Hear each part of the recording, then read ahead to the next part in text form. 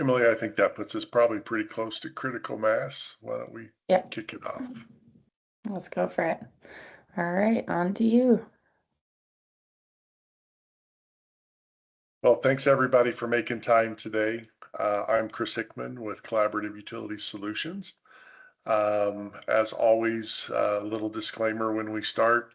While DOE has sponsored this process for us to track all of the things that are going on, the opinions stated or anything are ours and are not the fault of DOE.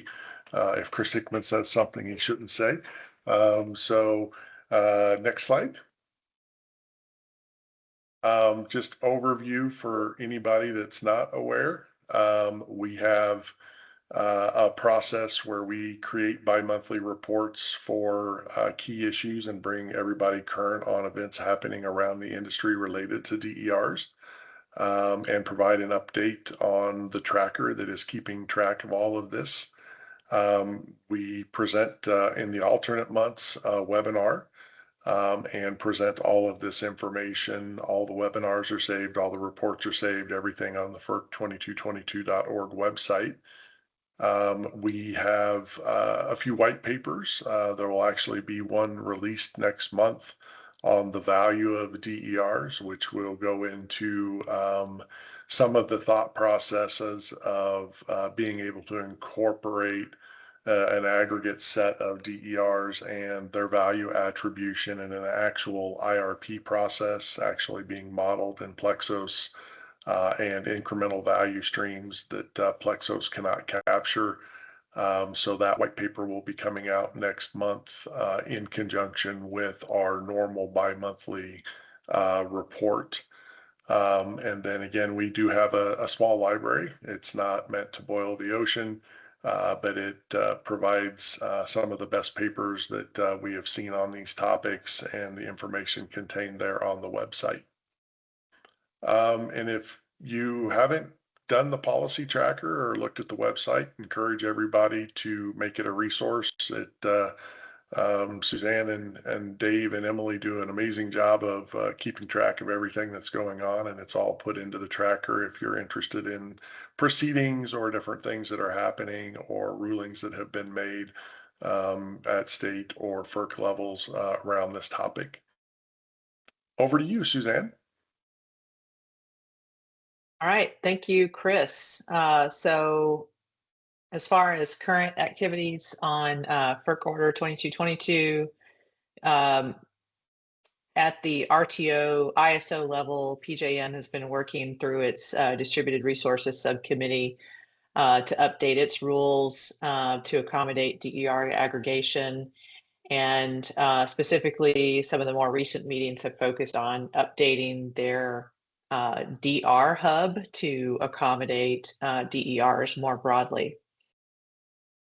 And so I think last time when we had one of these webinars, we did talk about this Pennsylvania notice of proposed rulemaking that is looking at their interconnection regulations. It is, separate from, but still related to their other activities on FERC Order 2222.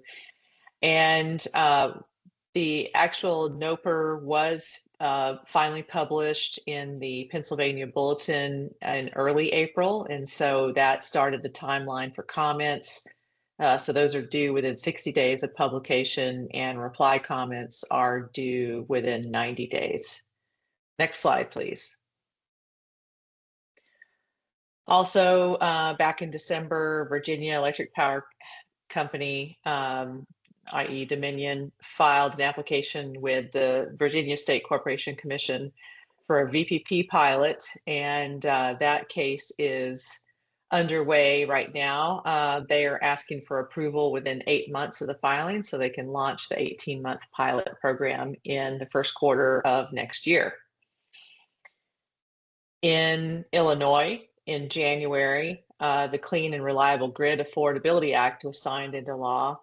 And this is an omnibus electric bill effective June 1st of 2026 that addresses a wide range of electricity topics, but of course we're interested in DERs, and it includes provisions on DERs as well. The new law does require utilities to create VPP programs that aggregate customer side resources and pay those participating customers for grid services during peak periods. Back in March, the Maryland Public Service Commission issued an order creating a new public conference, PC 77, which is on demand side management programs, rate design, and distributed energy resource integration. And that relates to or coordinates with their Drive Act, which has been, they've been working on quite a bit over the past few months. And the purpose of this particular public conference is to catalog the current state of DSM programs and rate design measures intended to influence customer load behavior, such as time of use rates. Commission has also directed the utilities to provide proposals to increase participation in these programs and rates by August 2026. And then y'all will recall that back in January, Governor Mikey Sherrill of New Jersey issued an executive order that directed the Board of Public Utilities to accelerate deployment of DERs as well as utility scale storage, and to develop a VPP program to aggregate behind the meter resources. There have been several RFIs issued, but just most recently one was issued earlier this week on Monday, and those responses to that are due May 20th. And then finally, subcommittees of the wholesale and retail electric quadrants of NASB continue discussion around voluntary standards for a DER entity registry and a DER device registry. There was a conceptual paper that describes the two registries that was commented on from industry and discussed at a March 13th subcommittee meeting. And with that, I will turn it over to Scott Coe to get to the meat of today's webinar. All right. Well, we're at definite risk of giving you time back today as we're going quickly. Any questions for Suzanne or Chris before I jump into the next topic? Okay. So today I'm going to talk a little bit about data because one of the challenges of FERC 2222 is exchanging data from distribution to wholesale, and in certain cases from wholesale down to retail.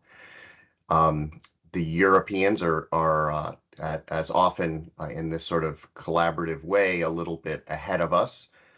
They're building these things called data spaces where information from different entities like utilities or energy retailers can put their data, and because they have a common ontology, those data can be connected together.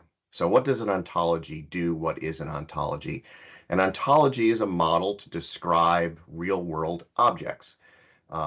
So you include features about those objects, and you describe how that object is related to other objects. So any of you who have done UML are probably very familiar with this. But when you look at one of these models, it helps to not only IT folks, but the business folks understand how the data is related. And a really good ontology is very precise in that it very clearly describes those objects with lots of attributes and well-described explanations.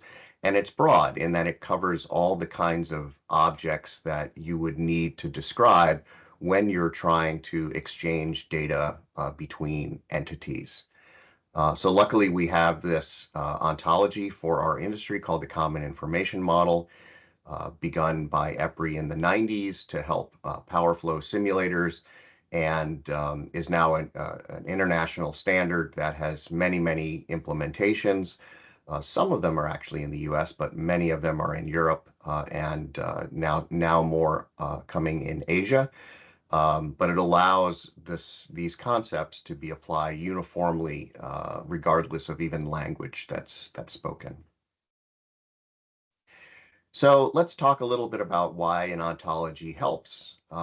Let's say you're a battery operator and you receive a dispatch schedule, 24 hourly levels that you're supposed to be either charging or discharging. If you got the number 5, you might not know what that means. Are you charging or consuming 5? Or even if you got a -5 and a +5, you wouldn't necessarily know what that plus or minus meant. Is this a set point? I'm going to export 5, or does it mean increase my current level from 3 perhaps to 8, because that's an increase of 5? Is it kilowatts or megawatts? And as we get into especially things like field measurements that we want to collect and from devices, whether those are utility owned or customer owned increasingly, being very precise about these units of measures is really important. So for example, I'll just add another one here. Let's say you're reading a voltage measurement. Is that a peak voltage or an RMS voltage? Is it the last reading of your voltage, or is it the average of the readings over 5 minutes? Is it all 3 phases averaged together, or just the A phase?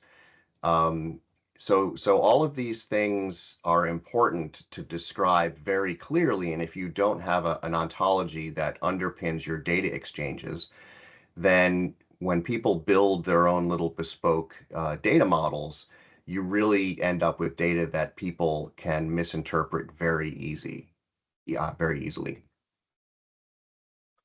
All right, so unfortunately, our wholesale market operators did not adopt the SIM way back in the 1990s.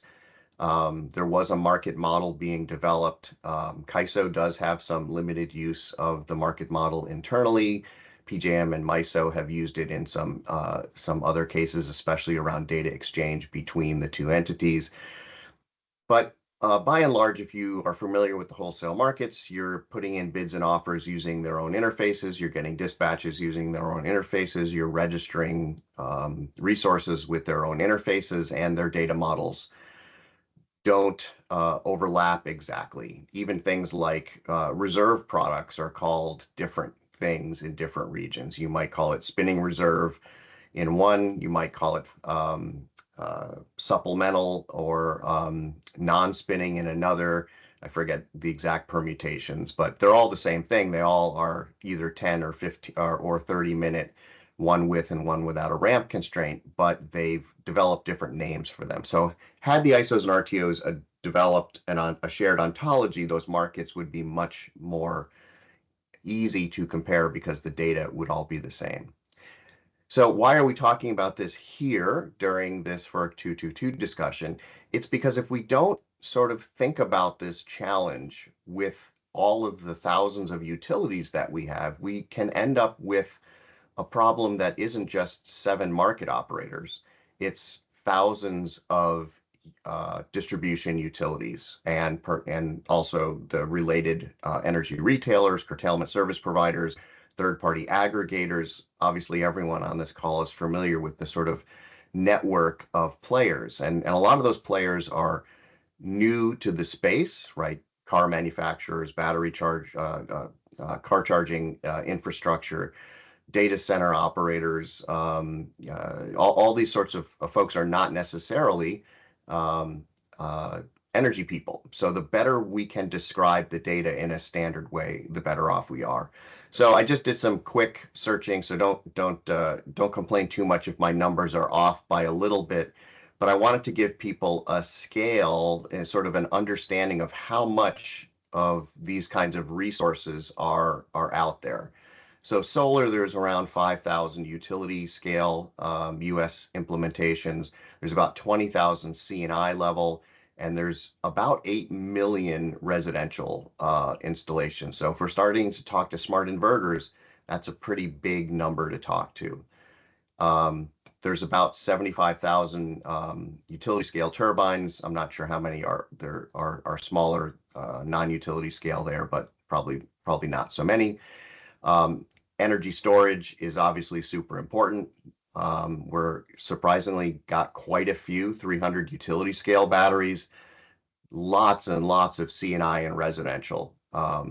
So that's just to give an idea. If we're trying to talk to these different kinds of things with slightly different kinds of parameters they need, but all using electrical descriptions, then the ontology would help us there. Next slide continues, started thinking about the electric transport space.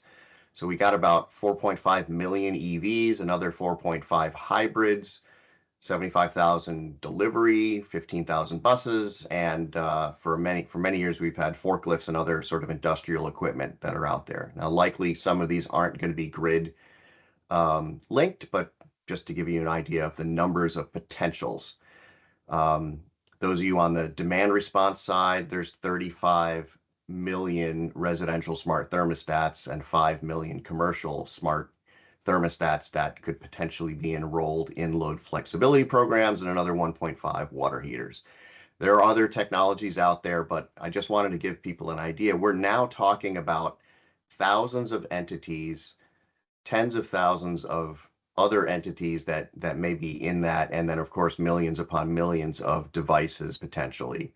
So that's the sort of driver here on why we need to get more people thinking about the ontology. Obviously, the registry we're talking about building is leveraging that data model.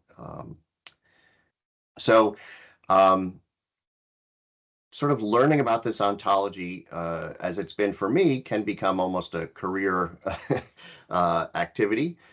Sometimes it's a hobby. Sometimes there are actual projects that use it. So if you're interested or you have team members or other entities you think should be learning about this, there's webinars. National labs are getting more involved. EPRI has some good guides and does some events, and there is an actual user group which is international that hosts events where you can go and listen to success stories or actually join in on working groups that are looking at extending the SIM into new areas.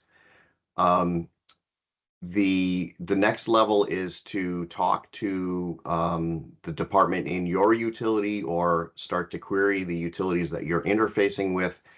If they're actually using data standards, do they have a data governance department? Do they have an enterprise architecture or digital transformation department?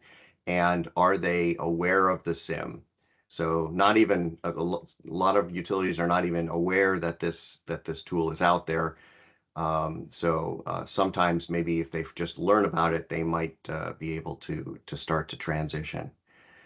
Query staff about the quality of your data. So in my experience, one of the most successful ways to do this is to start to talk to the staff who are building grid model representations or managing ratings databases or all these things like this, and ask them, how much of your time do you spend in what I call data archaeology? And that is when you find two pieces of data that don't match in two different systems, or a piece of data that looks wrong, how much of your time do you spend searching for where that data came from and why the value is what the value is, or trying to find out what the real value is when you've got discrepancies?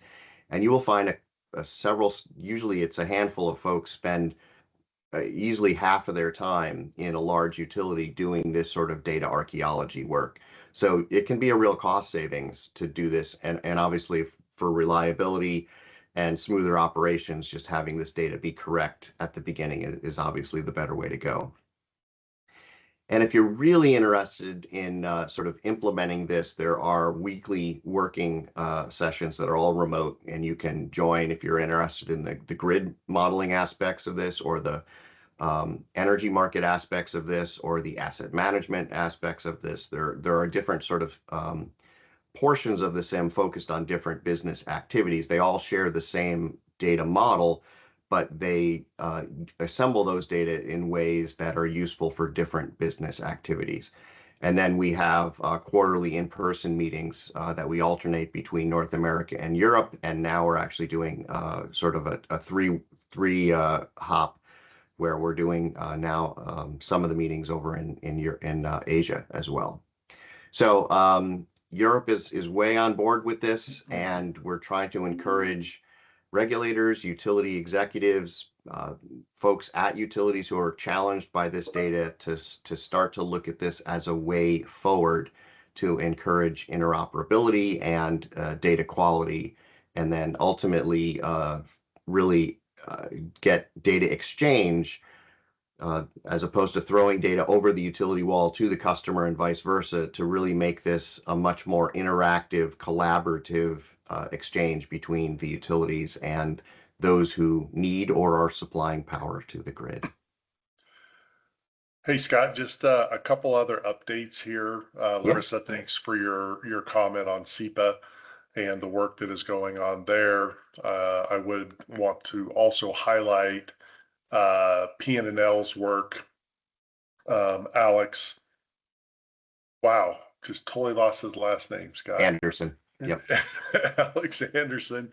They have been doing a significant amount of work with the SIM-based APIs to existing utility systems, EMS, ADMS, DERMS, different kinds of things. So they're predefining all of that structure to help implement and facilitate these efforts. It's a pretty spectacular effort that DOE has undertaken for many years on this effort, and it is an incredible resource to be able to make life much simpler for your organization to do that. NASB and NERC are collaborating on a potential new standard for entity and asset registration for DERs. The NERC Spider Working Group, if you're aware of that, that is an opportunity for folks to be involved at the NERC level. And on the NASB side, we have issued public questions and received comments. Are coming back to form the next phase of that development. And the partnership with NERC, the Spider Working Group, will be working with NASB on that data set of standards. And then 901 Mod 32.2, David Kathan will mention in a little bit, but there are several activities here moving forward to help facilitate this work. Thanks, Scott. Yeah. No, thanks, Chris. That's a great. Let's stay on this for a little bit more, talking about the sort of folks who are starting to embrace this. So DOE is definitely looking at this. So let me talk a little bit more about the national labs. You mentioned Alex over at PNNL.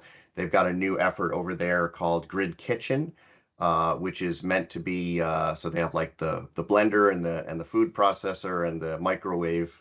They're sort of doing a little like humorous way to do this, but they're building a bunch of different tools, and a lot of those will be SIM based. And then for many years, their application called Grid Apps D, which is a power system modeling and analysis tool, has had SIM as a native model below that.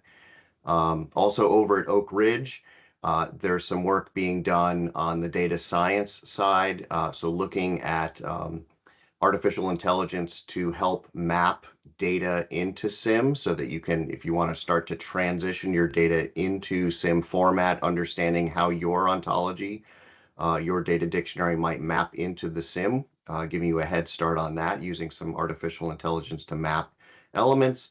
And then also starting to build our own data space here in the US to look at bringing in data from different sources. So we started with some outage data over there, building in some other data sources to try to bring different data sources together and give more visibility and more ability to do correlation of data when you have that common ontology. So thanks for that cue, Chris. All right, so I mentioned all the players here, so let's go back to that discussion about multiplicity. So you see the ISO there in the middle, and the old way of doing things is you had an ISO, and for one region there'd be a handful of utilities. We're talking about hundreds of market participants in an ISO when you count generation, load serving entities. and so forth. So yes, there's a number of interfaces there shown in yellow. Then you start to build the aggregators that came into those ISOs. And of course, they're not bringing individual DERs, they're bringing aggregations. Thank you, Larissa, for the, I'm not familiar with that lab. I haven't been working with them, so thanks for adding the gap I missed there. You check in the chat for the additional note. So that was the ISO model. And again, like I said, it would have been great if it was a common ontology there, but the impacts are not super huge. But now when you start to look at those purple lines, and we've only drawn aggregator 1 to utility 1, but every aggregator is going to need to talk to every utility. So there's actually a mesh of purple lines if we had the animated version of this, which we do have, which shows the many-to-many relationship. So what you don't want is every single utility, every little muni and co-op having their tool that has a slightly different interface, and every aggregator who works in multiple regions having to build interfaces to every utility. So Chris has done a little back of the envelope on the cost of sort of the business as usual approach, and I'll let him sort of walk you through that next.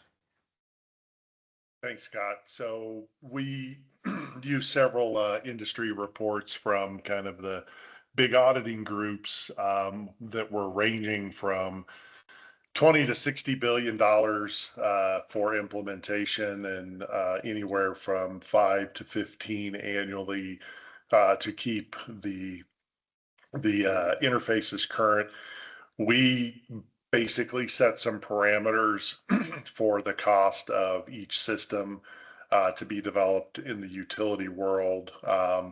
And we were probably woefully underestimating by just saying $1 million a system and $25,000 an interface, which is probably why our numbers are so much lower than what is represented in some of these other reports. But the reality is that attempting to approach this kind of business as usual, where our industry doesn't collaborate, is going to be very, very costly and will limit the capability and functionality of DERs to help support reliability and resiliency.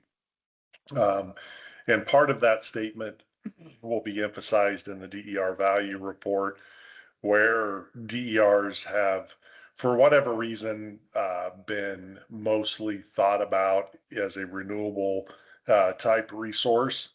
Their larger value to the industry as a whole is for reliability, resiliency, and headroom, rather than upgrading an existing feeder because it's approaching limits, and spending $10 million to go out and give every customer an outage to replace 40% of the poles, 60% of the cross arms, put up slightly bigger wire, give every customer an outage to retap them to the line. Being able to deploy DERs, for a few $1 million on those feeders and creating a dynamic resource that helps create headroom on each feeder and improve both reliability and resiliency with the new capability of 4-quadrant inverters to help correct power factor, as well as support better phase balancing. There is a host of reliability, resiliency, and infrastructure investment value streams that have not, I would say, been well categorized. And this white paper that we'll be putting out will help lay those value streams out and talk through those different pieces. But the short story here is we need to go back to a collaboration approach, or we're going to be facing extreme cost for the implementation of DERs into our grid for these purposes. And while we all love mandates from the government, FERC 2222 is actually, in our view, a way of rethinking this, a bit of a call to action for the industry to be able to collaborate. There are multiple opportunities within the framework of 2222 for the industry to come back to a more effective collaboration model Our thought process on a nonprofit DER registry is one example of that, utilizing some of those metrics for that kind of 20 to 40 billion dollars that others have put forward. The SIM data structures is probably the single biggest thing for our industry. There have been estimates of multi-hundred millions of dollars a year in Europe by setting forward the SIM construct and requiring everybody to move to that over the last decade. So their cost of software and software interface has plummeted, where in the US ours continually escalates. So getting this ontology right and doing those things are just a stunning amount of value there to help our industry work more effectively together in a secure fashion to be able to share data. The aspects of implementation of 2222 that people are just starting to move towards are the meter data and settlement. With millions of these devices, obviously settlement is going to be the next major challenge. The province of Ontario, apologies to anybody from Texas on the phone. We tend to look at Ontario as the right way to do it and Texas as the wrong way to do a statewide meter program, having a centralized meter authority, where in Texas they created redundancies where all the utilities have their own systems and mirror data up, utilizing different EM and V techniques in each utility, creating some fundamental problems along the way, many of which have been settled out in Texas, but the reverse thought process is the way that Ontario has done this, that could be done on a statewide basis for a central meter authority, is the thought process of allowing that central system to settle everything. And so there's one head-in system that all of the systems from the utility feed, they all hit that for their billing metrics, but all of that data is available to the ISO and all of the programmatic pieces for settlement in real time, because all of the data is available to the people that need access to the data through that single head-in system. And then the last example is common communication systems. Today, within a state or within a city, a single residential customer is paying for a gas AMI system, an electric AMI system, a water AMI system, potentially a local Wi-Fi kind of system from the city. There's a host of these things that it's very difficult for us as industry, even within the electric industry, to collaborate. It's even more difficult for us to collaborate across utility lines into water and gas. But Census has a product that allows the electric meter to talk to gas and water meters with a common communication system to significantly lower those costs. And these are all opportunities for our industry to collaborate more effectively together and be able to put downward pressure on rates instead of upward pressure on rates with our technology systems. And 2222 is actually a significant opportunity for us here, not the burden that we kind of all tend to look at this as we move forward. Next slide. Actually, before you do the next slide. Oh, sorry. Thanks, David. So thanks, Chris. I just wanted to actually mention another driver of where the need for an ontology and potential use for SIM could be applied. That's if related to FERC Order number 901. It was issued back in November of 2023, and it was driven by the need expressed, especially by NERC and also by FERC, of inverter-based resources have a potential being not set correctly in their in their software and in their firmware on how they will respond to grid interruptions and grid the frequency ups and downs, and so there has been a concern that various events, whether it's like the Blue Cut Fire or Odessa events back in Texas, could have a impact down to the distribution level. So the NERC has been in the middle now in its third phase of a direction from FERC to implement changes to its standards to accommodate these need for better modeling of these IBRs, or inverter-based resources. Of interest to this group and to Order 2222 and DER integration is that in the second phase, NERC proposed in several standards, and particularly standard mod 32-2, that there be better modeling and better data on how the various DERs on a system will be responding and be able to be modeled. So in mod 32-2, going forward, and I believe it's now actually in place as of April 1st, all distribution providers will need to at least estimate how many DERs are on their system and then report those that data up to their transmission providers. So this is a new requirement that distribution providers will need to do in going forth.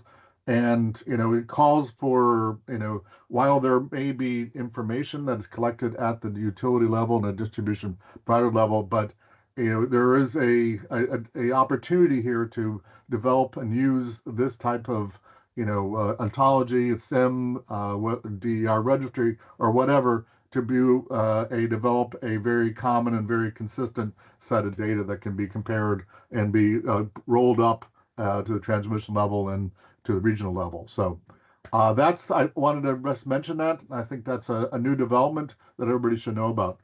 Back to you, Chris.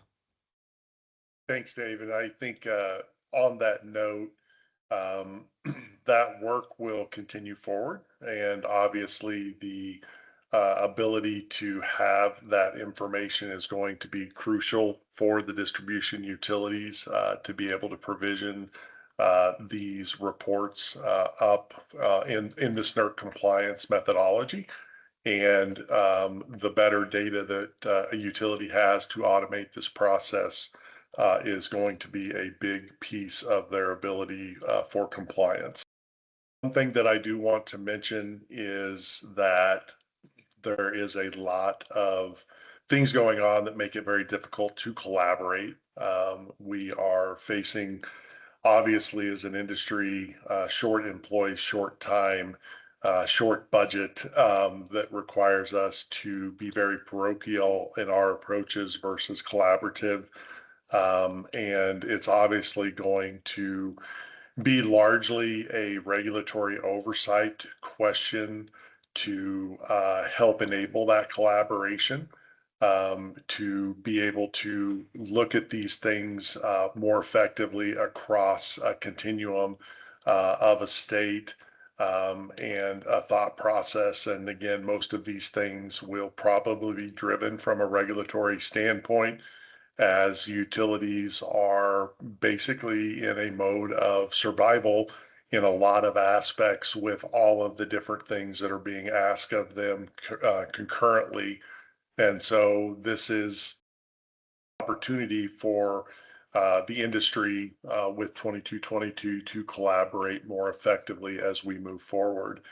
I think the last aspect of this that I'll mention is that we do have a project with DOE for secure credentials, working with DOE and Blockframe with distributed ledger technologies, being able to create secure credentials to allow not only the ability to validate these new inverter-based resources into a registry and into a reporting mechanism for whether that could be settlement, whether that could be operational parameters. We have considered a project with DOE called the Listening Post, which is a post-event analysis database that would allow inverters to report their performance in grid anomaly scenarios, whether they tripped off or went into deadband operation. So there's a lot going on in the background in terms of these efforts and this work to continually allow that and potentially even allow auto registration of these devices, kind of like when you plug in a printer at home. If it has secure credentials and has a known methodology and ontology, it allows that opportunity for them to be auto-registered and report effectively on a going forward basis. And so we will be continuing with those efforts along the way and would just encourage the opportunity for utilities and their commissions to work more effectively together to look at these collaborative opportunities to help on the affordability side of electricity to more effectively spend our dollars in the technology arena in ways that allow us to leverage our industry's weight and strength with technology vendors in a way to move their systems to a common ontology and capability for coordination instead of having to do custom things all of the time. And as we know in our industry, we tend to settle in on 3 or 4 or 5 vendors, primarily for an ADMS, a DERMS, an ADMS, a GIS, different kinds of systems. And so with regulatory direction and partnership with utilities, we have the opportunity to bring the weight of our industry and to bring them to bear on the technology side of this equation to help move this forward in a more cost-effective fashion. So lots going on. We will continue to provide the updates and the things that are going in these bi-monthly webinars and our white papers and approaches, and appreciate everybody's time today on all of these topics, and would just like to remind everybody that if you are aware of something that we have not reported, please reach out to us. Suzanne is on point for us to make sure that we're capturing everything in the tracker. So if you have something happening in your state or your utility that you would like added to the tracker, please reach out to us and we'll make sure that we provide that update and get that into the tracker for everybody to see and know what's going on. So Larissa, we will open it up for questions, comments, thoughts. Yeah, I didn't know I was on mute. It's also it's one S, Larissa, like Lisa for me. Sorry, thank you. But yes, thanks for telling this. And well, David, I've come to know, we're through the Maryland, interconnection group, but guide us on ways in which, we can input and collaborate with you in different ways. In my case, I do have a big reaction here. This is just so vital what you're doing here. And I do interface with a lot of parties, but I'm a lawyer and I'm involved right now. More and more jurisdictions, state level, are moving into, well, they're moving out of, let's say, business as usual, more traditional distribution system planning. Okay. And they're moving into, some of them don't even realize the full significance, but integrated distribution system planning. And I will have to tell you, the common denominator is like I'm moving, really, it's quite a crash program, which actually should not be, but this is in the district. And gosh, the way they address data, I'd have to use the word Neanderthal, okay? Here, this is integrated distribution system planning, And what is the utility talking about? It's talking about consolidating and streamlining its existing reporting. Okay. And to me, that doesn't even deserve an integrated distribution system planning working group process. Okay. So right now is a formative period. So essentially, what I'm saying is, would like to work with you to help get this better on the map while things are formative. So it isn't that this is going to be from night to day, but that they even understand what's ahead of them here. And I can say from having practiced in, oh, at least 15 jurisdictions, the only one that I feel has an appreciation of this that I've come across is California, and also in terms of what they're doing to make things more market oriented, transactive, and to a lesser extent, New York. Okay. But others do not have an appreciation of this at all. And essentially, as imparted, conveyed in your presentation, it is silos are not only being perpetuated, they are being proliferated. Okay. Well, we would have to wholeheartedly agree with your comments. We will be reporting in the next tracker report the California case on, I think it's called high DER penetration or something like that. Correct. We I've been participating in that and how that, all the implications there. And of course, coming out of this, they've had a Grid Works was, I think, their facilitator for the, kind of laying the basis, thinking things out to inform the decision making of the CPUC. But right there, center big time on the data and a lot of excellent interest groups that provided excellent inputs to set up an appropriate framework. Even that could still be informed by your work for sure, but at least they are appreciating these issues and along the lines that you're saying. And I have to ask one question here. I've been very busy in these proceedings. But for David, David mentioned, you sent something, David, an email that there was going to be a rethinking of the Drive Act work and some repeal. Is that going to, I hope that won't come to be because, gosh, these steps like Maryland is taking are so vital to this thinking and to increase the collaborative processes and the education that goes along with it. But is something going to happen with respect to the Drive Act and to retrench or whatever? I just saw quickly an email you sent around, David. Okay, I will try to address that, and because part of the problem is that this is open right now, and so I'm not sure what the commission will take. But the PC. Okay. I'm sorry. I just overall, I hope there won't be a repeal, but I'll get you offline then. But bottom line, just to summarize where we are and what's happening in Maryland, the PC 77 proceeding is the commission's attempt to try to do things a little more holistically and look at demand response along with the Drive Act. In the meanwhile, there are filings came in from the each of the utilities that the commission is reviewing.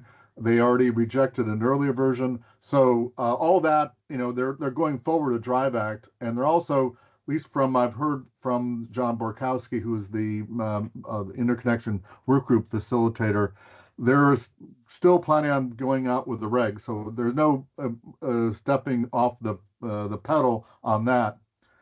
What I was referencing, this is a previous email that was that during the Maryland legislative session, they did adjust how they were going to be funding the Drive Act. And that implications of that are still forthcoming. And I don't know 100% how that's going to play out. So that's the key thing that was happening. See, these, in my view, my involvement in this is helping the collaborative process overall, and not just, I mean, I've heard from the utilities all over. See, they want to keep kind of the FERC 2222 implementation just to FERC. They don't want to look on the other side and consider the harmonization, coordination with respect to development and building markets at the distribution level for and what that means. They want to do this in a siloed way in most jurisdictions where they're just addressing the direct implications for implementing FERC Order 2222. And of course, the door was opened further in the case of Maryland and is being opened further elsewhere. But that's important and significant to efforts such as you're mentioning here, because then you start thinking end to end, not just, the transmission and wholesale end and what's happening there, but what is also proliferating and going on at the distribution end. So this example of the Maryland model is vital, and that there's end-to-end thinking and coordination and harmonization that would support this kind of collaboration and all of this in terms of the standardization, interfaces, gateways, platforms, SIMs, data exchange, etc. But a lot of resistance here and siloed approaches by the utilities, big time. So I'd like Absolutely. to add, just since we've been talking EVs here a little bit, for those of you who are deep in the EV space, OCPP has been a protocol that was not SIM-based, of course, in its origin. It came from a collaboration, but it has now become an IEC standard, which is where we also bring our SIM profiles. So because it is now in that realm, there is a working group that I participate in that is now harmonizing SIM with market-based signals to get into the OCCP commands down for pause charging or even vehicle-to-grid signals. So if you're interested in that space, there is actually a very good integration work going on there, which isn't ready for implementation yet, but we're trying to get it as quickly as possible. Would you have information on that? I would be interested. I've sort of come in and out from a distance on the work there. I'm interested. Yeah, shoot me an email, or and maybe if there's enough interest, we can even hit this on another call if we have some empty space to fill. Absolutely. Okay, thanks. Emily, would you go back to the landing page just so all of our emails are shown there? And then just to wrap up a little bit on the silo approach, on several different DER working group calls, PJM, MISO have been clear that the systems that they are producing for their purposes at the wholesale level are not designed for distribution utility use. It is only for their purposes to enable their market product aggregations. And so that is something that has come out in the last probably 30 to 60 days in different calls. John Burkowski specifically asked on a PJM call, and they said, no, this is not being designed to facilitate the needs of the distribution side of registry or management of DERs at the distribution level.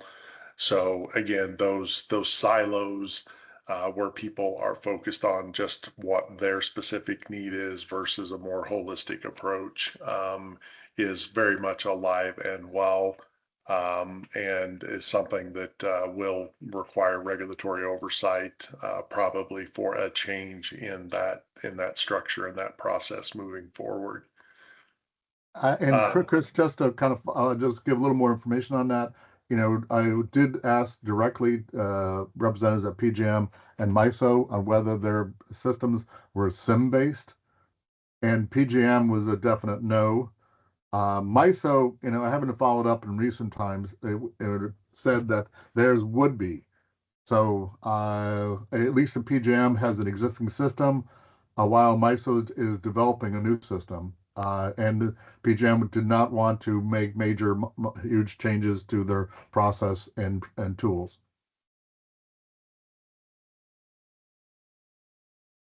Other questions and comments?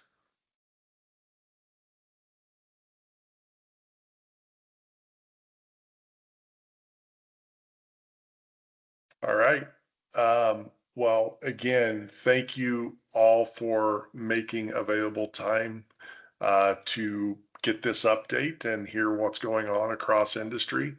We will, again, the white paper that is coming out next month, we'll make sure that everybody that has attended webinars and participated will get notification of that. It will be posted to the FERC2222.org website, but it will focus on a real example of integrated system planning versus just an integrated resource planning effort, and how that was accomplished. For everybody, the high DER case, we actually, the NERC Spider Working Group is actually having a 2-day meeting now, which I took a pause from for this webinar, but we got a great presentation from those folks about what has happened there and the study work that has occurred, the reality of being able to increase load factor, which is something that we've just not had the ability as an industry to do before with the implementation of DERs. And so rather than having a constant declining load factor that we have experienced for the last 30 years, we have the ability to help increase the downward pressure on rates through better asset utilization. And we'll be highlighting some of those metrics and things in this white paper. And so that should be a great resource for folks. And thank you all. Thanks again to DOE and our friends that have sponsored this initiative to allow us to bring all this information to everyone. So hope everybody has a great rest of the week and appreciate your time very much. Thank you all, and thanks Scott and team for all the work to put it all together for this webinar. Chris, one quick thing. I'm going to just bring this up to SEPA. They may want you to give a briefing within the SEPA context. This is Aaron Smallwood and Ron Cunningham, but if the dots aren't connected here, I think they should be, given the work on both sides. Do you interface at all with Aaron Smallwood or Ron Cunningham? We unfortunately have not had an interface with SEPA, so we would greatly appreciate that introduction, and we would be happy to provide an update on all the things that are going on there in any form or fashion that they would like. Yeah, I think it'd be greatly mutual given what both of you are doing, and I'll try to put the parties together. That would be great. Thank you so much. You're welcome. Have a wonderful day, everyone. Thanks again. Thanks.